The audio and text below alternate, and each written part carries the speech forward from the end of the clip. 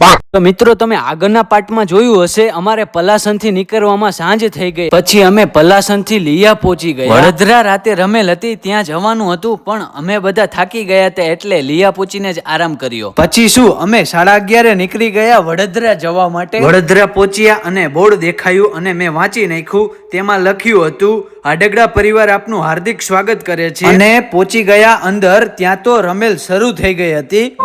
નાતા બાપા જતરે હું નાથીની ગાડી ભલામણા ગામમાં નો દેવા